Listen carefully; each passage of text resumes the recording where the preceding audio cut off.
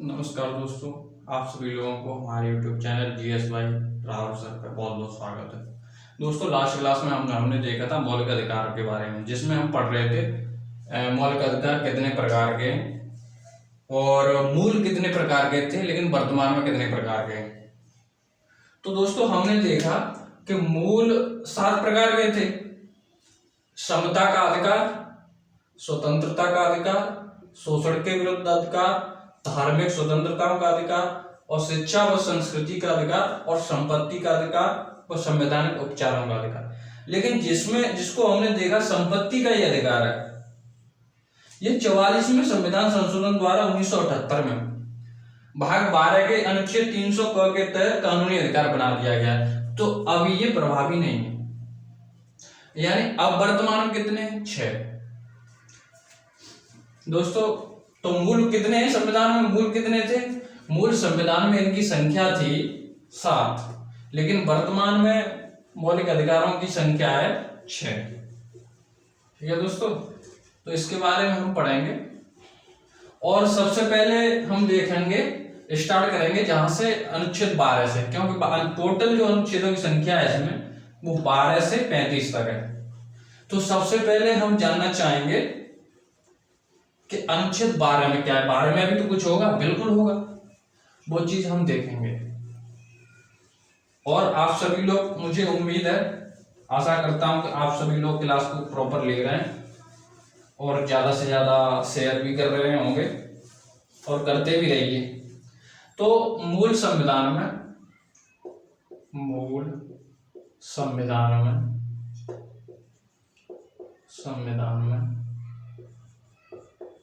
मौलिक अधिकारों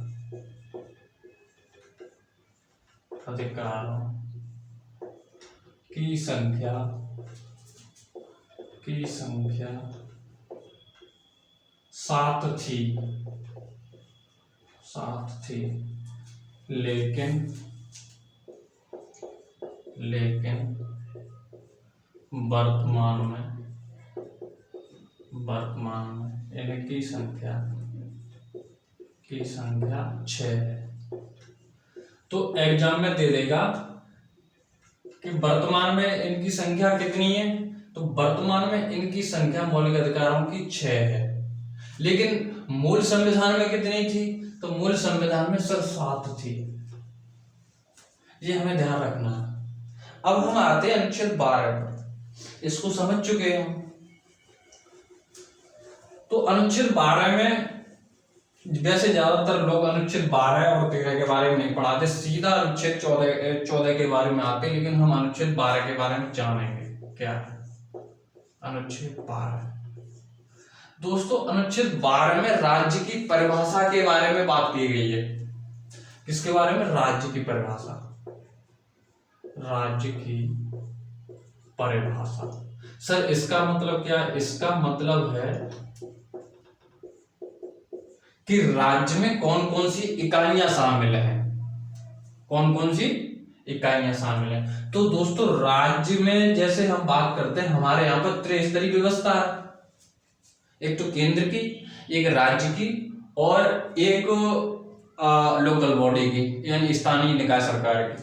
तो एक तो केंद्र की व्यवस्था है, केंद्र सरकार की, दूसरी प्रांतीय सरकार की, और तीसरी व्यवस्था है स्थानीय निकाय की।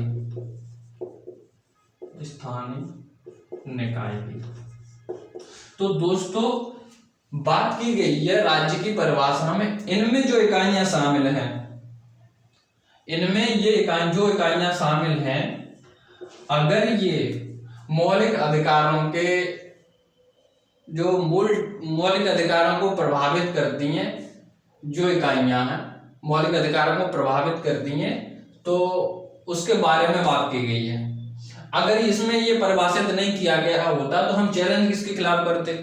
बात ये है। ठीक है दोस्तों, तो इसके बारे में हमें जानना समझना जरूरी था। अब हम आते हैं अनुच्छेद 13 पर। अनुच्छेद 13 पर देखो, मैं बेसिकली तुम्हें बताऊं, जो राज्य की परिभाषा है यहाँ पर, जैसे संविधान में कहीं भी राज्य शब्द है वो प्रांत से नहीं है, वो सरकार से है। चाहे वो केंद्र की सरकार हो, राज्य की सरकार हो, चाहे लोकल बॉडी हो। जैसे हम अनुच्छेद 13 में पढ़े, अनुच्छेद 36 में पढ़ेंगे, राज्य की परिभाषा वहां भी है, जहाँ director principle of state policy यानी नीति निर्देशक तत्व डीपीएसपी में पढ़ेंगे, तो वहां राज्य की परिभाषा पढ़ेंगे। वहां भी राज्य की जो परिभाषा है वहां केंद्र की, प्रांत की और तुम्हारी ये स्थानीय सरकार लोकल बॉडी, तीनों को यहाँ पर परिभाषित किया गया है। तो संविधान में कहीं राज्य का मतलब आप स्टेट से यानी प्रांत से मत लेना, इसका मतलब है तीनों से, जहां केंद्र और राज्य और तुम्हारा ये लोकल सरकार। तो हम आते हैं अनुच्छेद 13 पर। अनुच्छेद 13 में बात की गई है कि जो हमने देखा था मौलिक अधिकारों को उनका अल्पीकरण व असंगत करने वाली जो विधियां हैं, मौलिक अधिकारों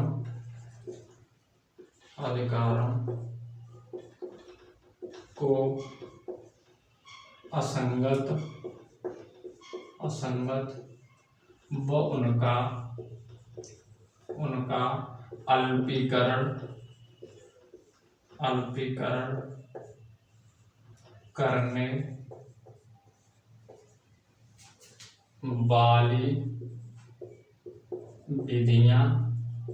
वाली विधियां शून्य होंगी। तो शून्य कब होंगी? जैसे बात की गई मौलिक अधिकारों को असंगत व उनका अल्पीकरण, यानी संगत नहीं है, मौलिक अधिकार उनका अल्पीकरण करती हैं, उनके मौलिक अधिकारों को कम करती हैं। जो विधियां, कौन सी विधियां? जो मूल ढांचे को प्रभावित करती हैं। जैसे हमने आगे पिछली क्लास में बात की थी कि मौलिक अधिकारों का उनका जो मूल ढांचे को प्रभावित किए बिना संसद उसको संशोधित कर सकती है, ठीक है। लेकिन यहाँ पर जैसे अनुच्छेद 13 में ये अधिकार दिया गया, मौलिक अधिकारों की बात की गई है कि असंगत व उनका अल्पीकरण करने वाली विधियां शून्य होंगी। तो अनुच्छेद 32 के तहत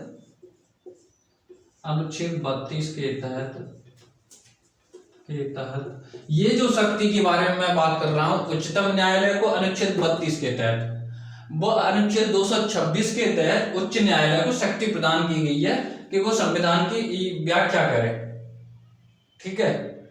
अगर जो अल्पीकरण करता है, संविधान संशोधन कर दिया कोई, मान लो संसद ने, और वो मौलिक अधिकारों का अल्पीकरण कर रहा है, तो अनुच्छेद 32 के तहत ये उच्चतम न्यायालय को शक्ति प्राप्त है कि वो उसको शून्य करार दे सकता है, और अनुच्छेद 226 के तहत उच्च न्यायालय को, ठीक है दोस्तों।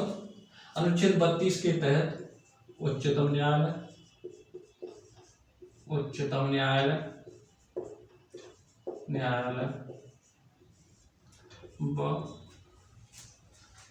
अनुच्छेद 226 के तहत उच्च न्यायालय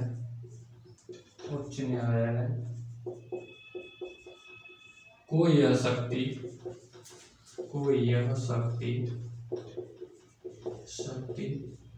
प्राप्त है।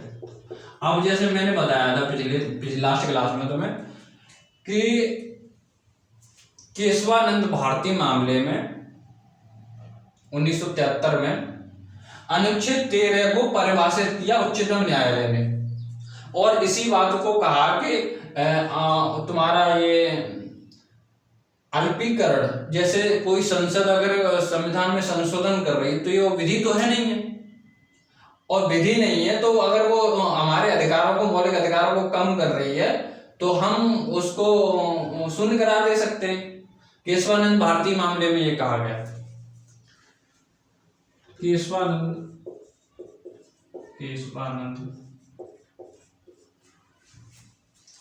भारती मामले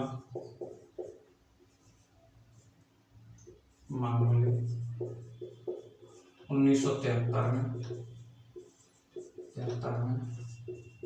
उच्चतम न्यायालय ने न्यायालय ने इसको परिभाषित किया है, इसको परिभाषित किया है।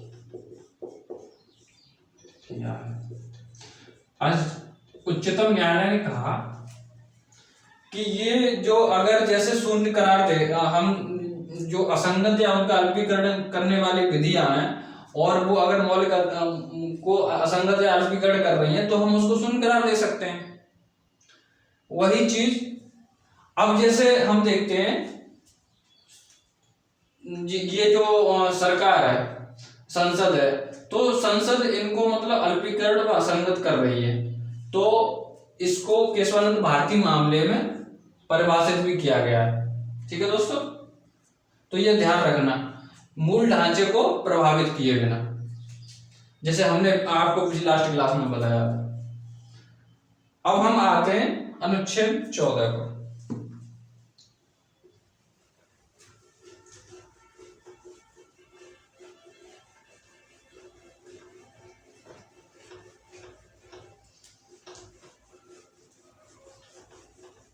अनुच्छेद 14 में बात की गई है विधि के समक्ष समता की, विधि के समक्ष समता की। अनुच्छेद 14 विधि के समक्ष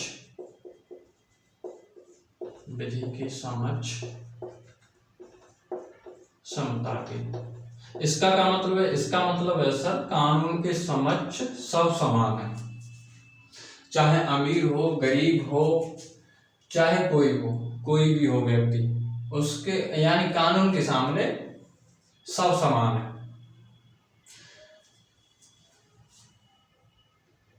विधि के समक्ष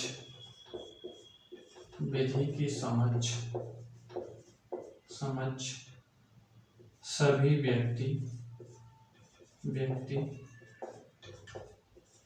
व्यक्ति को समानता तथा संरक्षण का अधिकार है,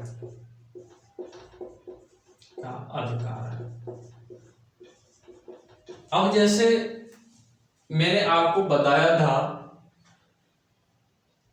कि कुछ जो मौलिक अधिकार हैं वो कुछ विदेशियों को प्राप्त हैं, जबकि कुछ नागरिकों को प्राप्त हैं।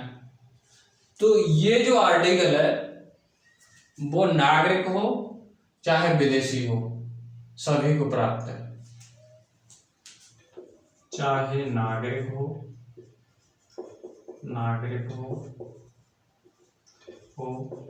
या विदेशी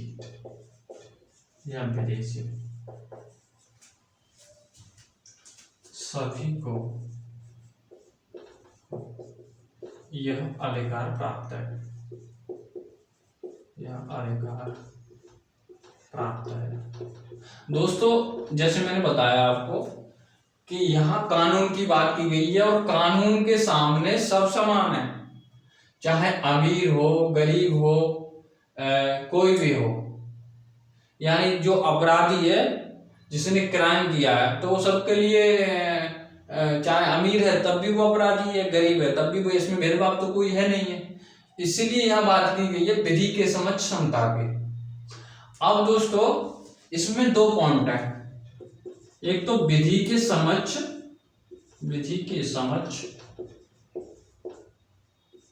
समता। तो विधि के समक्ष ये समता का जो विचार है वो कहां से लिया गया है? सर ये ब्रिटेन से लिया गया है, दूसरा जो विधि के समान संरक्षण है, विधि के समक्ष संरक्षण, ये कहां से लिया गया? ये अमेरिका से लिया गया,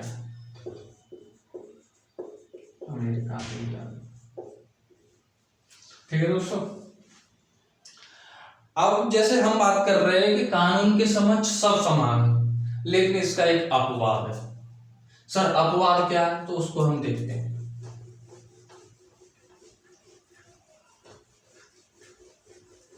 अपवाद की अनुच्छेद 361 के तहत राष्ट्रपति व राज्यपाल को विशेषाधिकार प्राप्त है। अनुच्छेद अपवाद, जैसे हम बात कर रहे थे अनुच्छेद 361 के तहत, जैसे हमने अभी बात की कानून के समक्ष सब समान है, लेकिन यहां पर अपवाद है। अपवाद क्या है कि राष्ट्रपति व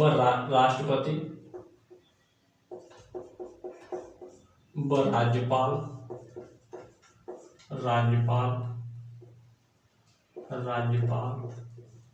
को उनके द्वारा किए गए कार्य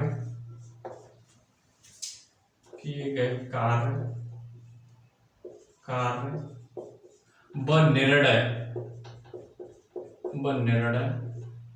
को न्यायालय में जवाबदेही नहीं है। यहां पर जो राष्ट्रपति और ये राज्यपाल है, इनके द्वारा इनके शासन में लिए गए जो निर्णय उनको न्यायालय में चुनौती नहीं दी जा सकती। पहला पॉइंट तो ये हो गया। दूसरा पॉइंट सर ये है कि राष्ट्रपति व राज्यपाल को एक तो ये विशेषाधिकार प्राप्त है कि उनके द्वारा उनको जैसे न्यायालय में सिविल मामले में और क्रिमिनल मामले में, तो सिविल मामले में इन्हें चुनौती नहीं दी जा सकती। हाँ, क्रिमिनल मामले को छोड़कर राष्ट्रपति व राज्यपाल को उनके कार्यकाल के दौरान न्यायालय में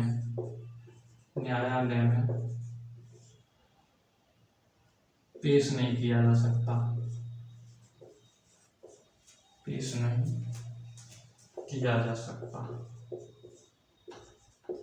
पहली चीज तो ये हो गया कि न्यायालय में उनको उनके कार्यकाल के दौरान पेश नहीं किया जा सकता। दूसरी चीज ये है कि इनको सिविल मामले में न्यायालय में चुनौती नहीं दी जा सकती, क्रिमिनल मामले को छोड़कर।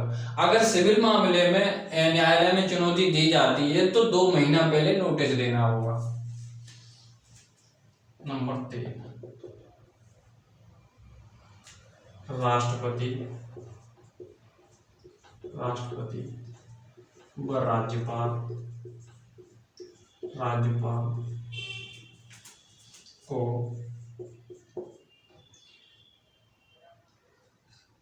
सिविल मामले में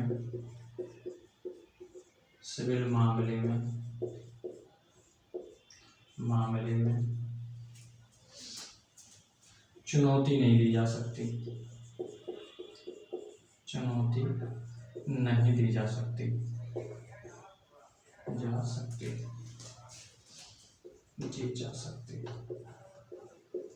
अब जैसे हम बात कर रहे हैं सिविल मामले में चुनौती नहीं दी जा सकती, ठीक है सर, लेकिन क्रिमिनल मामले को छोड़कर, आपराधिक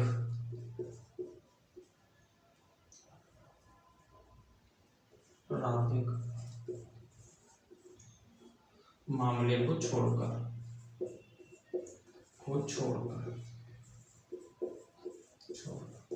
अगर सिविल मामले में चुनौती दी जाती है तो 2 महीने पहले नोटिस देना होगा।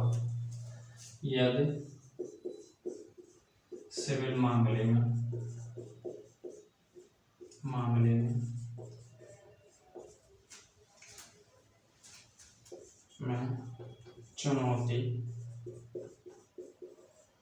दी जाती है तो 2 महीना पहले नोटिस देना होगा। 2 महीना पहले नोटिस देना होगा। ठीक है दोस्तों, समझ में आ रहा है?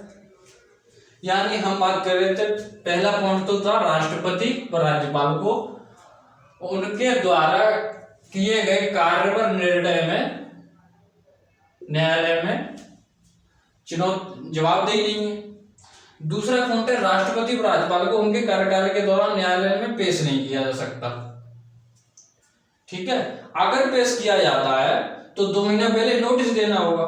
ठीक है, सिविल मामले में, वो भी सिविल मामले में, ठीक है, सिविल मामले को छोड़कर, राष्ट्रपति व राज्यपाल को सिविल मामले में चुनौती नहीं दी जा सकती। हाँ, अगर आपराधिक मामला है तो चुनौती दी जा सकती है, और सिविल मामले में अगर चुनौती दी जाती है तो 2 महीना पहले नोटिस देना होगा। ठीक है दोस्तों, अब हम आते हैं आगे। दूसरा अपवाद और है अनुच्छेद, ये तो हो गया अनुच्छेद 361 अपवाद। अब हम देखेंगे अनुच्छेद 105 के तहत अपवाद है। सर क्या है अपवाद? अनुच्छेद 105 के तहत बात की गई है कि राष्ट्रपति, जो संसद के सदस्य हैं, चाहे वो लोकसभा के हों चाहे वो राज्यसभा के, उनको विशेषाधिकार प्राप्त है अनुच्छेद 105 के तहत। इसके तहत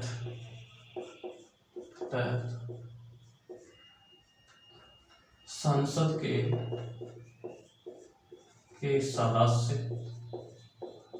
सदस्य लोकसभा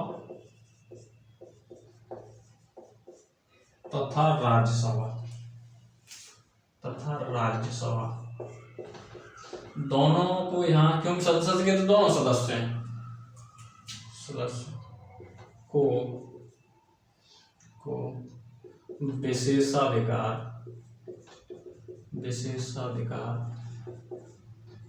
प्राप्त है। सर क्या विशेषाधिकार प्राप्त है? विशेषाधिकार इनको ये प्राप्त है कि सदन में इनके द्वारा कोई दिया गया वक्तव्य व निर्णय को के प्रति इनको मतलब न्यायालय में चुनौती नहीं दी जा सकती। इनके द्वारा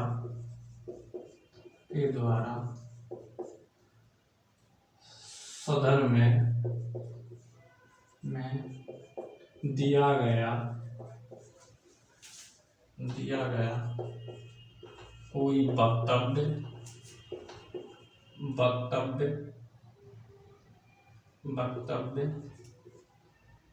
व सुझाव के खिलाफ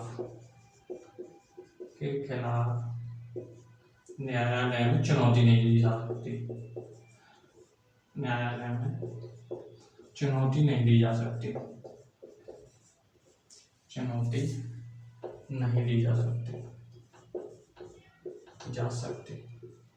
तो सर जैसे हम बात कर रहे हैं, न्यायालय में इन्हें चुनौती नहीं दी जा सकती, इन्हें विशेषाधिकार प्राप्त है जब तक ये संसद के सदस्य हैं। इनके द्वारा सदन में दिया गया कोई वक्तव्य व सुझाव के खिलाफ न्यायालय में चुनौती नहीं जा सकती। कार्रवाई अगर इनके खिलाफ चुनौती नहीं जा, अगर कार्रवाई करेगा तो स्पीकर करेगा, यानी लोकसभा का सभापति व राज्यसभा का सभापति। ठीक है, अब हम देखते हैं, ये तो हो गया अपवाद 2। अपवाद 1 देखा हमने अनुच्छेद 361 के तहत, दूसरा अपवाद देखा अनुच्छेद 105 के तहत, और तीसरा अपवाद हम देखेंगे अनुच्छेद 194 के तहत। ये देखो एग्जाम में तो नहीं पूछेगा, ये पूछ सकता है कानून के समक्ष कौन समान नहीं है, तो इनमें से किसी का एक का दे देगा संसद के सदस्य या विधानमंडल के सदस्य, या ऐसे करके पूछ सकता है। तो अप्रोच का होना जरूरी है जानना, इसलिए मैं बता देता हूं आपको। अनुच्छेद 194 के तहत विधानमंडल के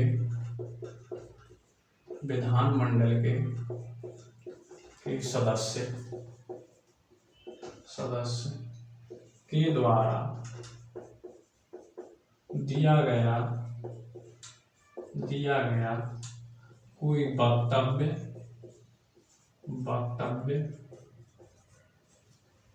या सुझाव के खिलाफ न्यायालय में चुनौती नहीं दी जा सकती। ठीक है दोस्तों, तीसरा अपवाद ये है, चुनौती नहीं दी जा सकती।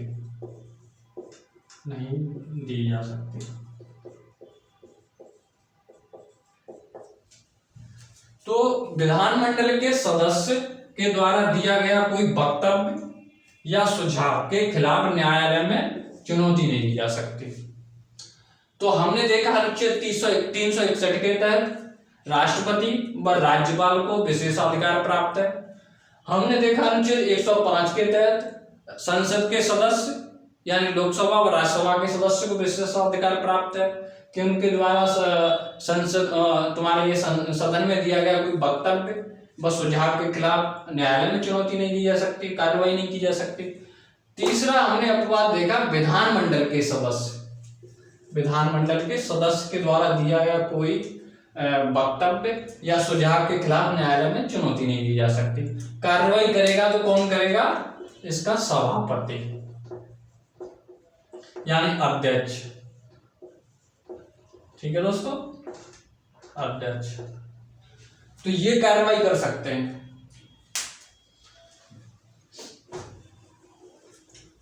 बाकी सबके लिए कानून समान है। अब हम देखते हैं अनुच्छेद 15 के बारे में। अनुच्छेद 15 में बात की गई है दोस्तों, 15 में बात की गई है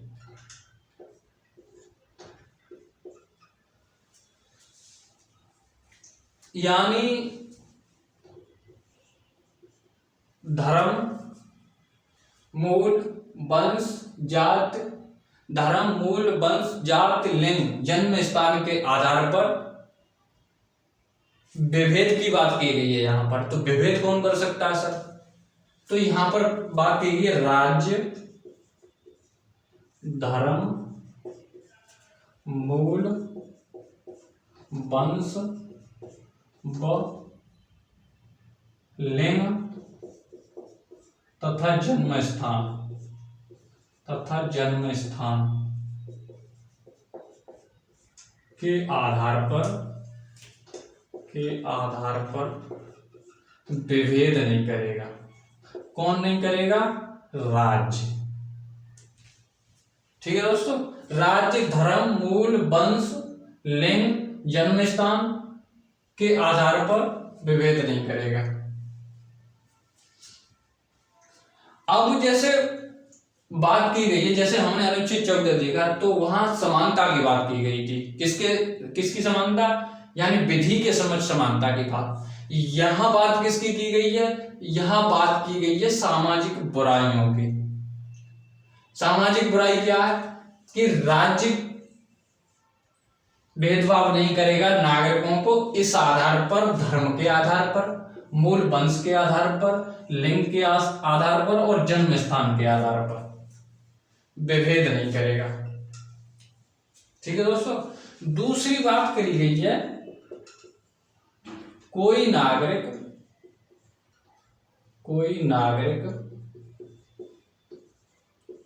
किसी अन्य नागरिक के साथ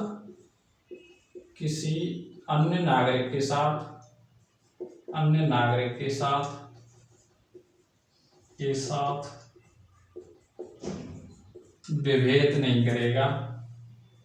के साथ धर्म, मूल, वंश, लिंग व जन्म स्थान के आधार पर विभेद नहीं करेगा। आधार पर विभेद नहीं करेगा। अब दोस्तों हमने देखा कि राज्य के लिए बात की गई है कि राज्य धर्म के आधार पर, मूल वंश के आधार पर, लिंग के आधार पर और जन्म स्थान के आधार पर विभेद नहीं करेगा, यानी राज्य नागरिकों के खिलाफ नहीं करेगा। दूसरे पॉइंट में बात की गई है कि कोई नागरिक किसी नागरिक के खिलाफ, कोई नागरिक किसी नागरिक के खिलाफ के साथ धर्म, मूल, वंश, लिंग और जन्म स्थान के आधार पर विभेद नहीं करेगा। ठीक है दोस्तों, तो यहां दोनों के लिए मना किया गया है। ठीक, आधार पर विभेद नहीं करेगा, नहीं करेगा, नहीं करेगा। आप सभी लोग इसको नोट करते रहिए साथ साथ, बहुत इंपॉर्टेंट करा रहा हूं मैं, यहां से क्वेश्चन बनते हैं। अब हम आते हैं, जैसे राज्य नागरिकों के खिलाफ नहीं करेगा। राज्य की परिभाषा मैं पहले बता चुका हूं, यहां पर कंफ्यूज नहीं होना है। यहां पर प्रांत से मतलब नहीं है, यहां तीनों से मतलब है, प्रांत के साथ साथ केंद्र व स्थानीय निकाय सरकार से, लोकल बॉडी से। और यहां नागरिक को नागरिक के खिलाफ बात की गई है। जैसे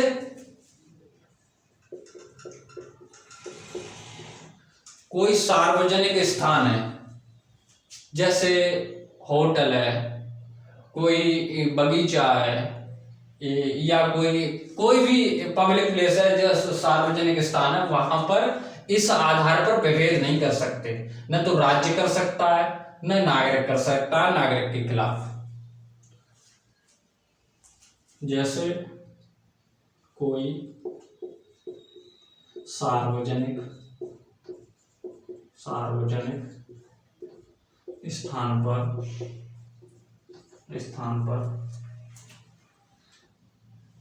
राज्य तथा नागरिक उपर्युक्त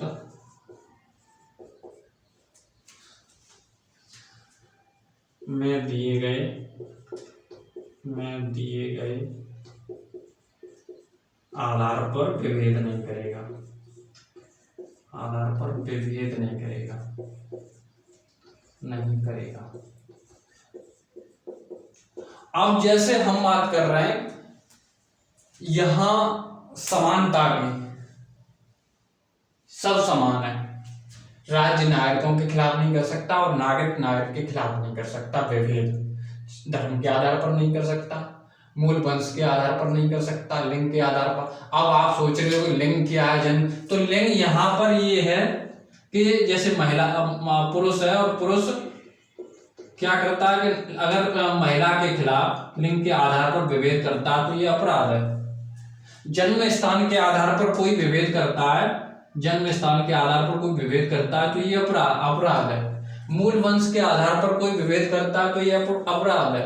धर्म के आधार पर कोई विभेद करता है तो ये अपराध है। ठीक है दोस्तों, अब इसके अपवाद हैं, वो देखेंगे हम।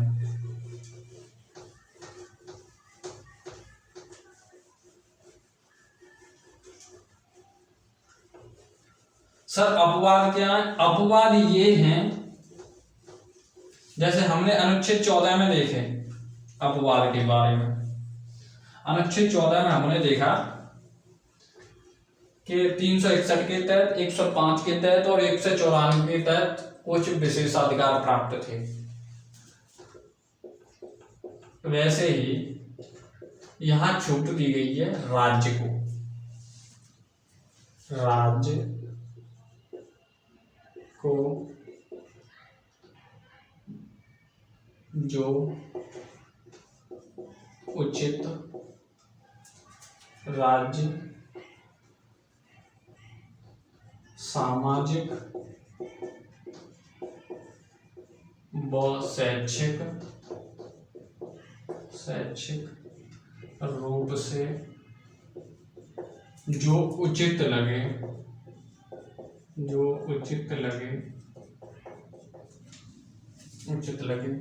उस आधार पर विभेद कर सकता है। जैसे हमने बात की कि राज्य को ये छूट दे दी गई, इधर तो अपवाद है कि सामाजिक व शैक्षिक रूप से जो लोग पिछड़े हैं, ठीक है, तो वो जिसे जो उचित लगे उसे उस आधार पर वो विभेद कर सकता है। अब यहां पर जैसे हम बात कर रहे हैं कि जैसे महिला को छूट दी गई है, रिजर्वेशन दिया गया। बच्चों को निःशुल्क शिक्षा दी गई है, ठीक है, अनुच्छेद 21 क में दी गई है, दी गई, देखेंगे आगे। महिला को रिजर्वेशन दिया गया है। ओबीसी वाले हैं, अदर बैकवर्ड कास्ट, अति पिछड़े, इनको रिजर्वेशन दिया गया है। इधर एससी वाले हैं, एसटी वाले हैं, इनको रिजर्वेशन दिया गया, नहीं दिया गया, तो ये अपवाद है। ये जो हम बात कर रहे हैं भेदभाव की, ये नकारात्मक भेदभाव नहीं है बल्कि सकारात्मक भेदभाव है, क्योंकि जो लोग समाज में पिछड़े थे उनको बराबर लाने के लिए, ठीक है, यहाँ पर विभेद की बात की गई है। ठीक है दोस्तों, आज के लिए इतना ही, मिलते हैं अगली क्लास में। धन्यवाद।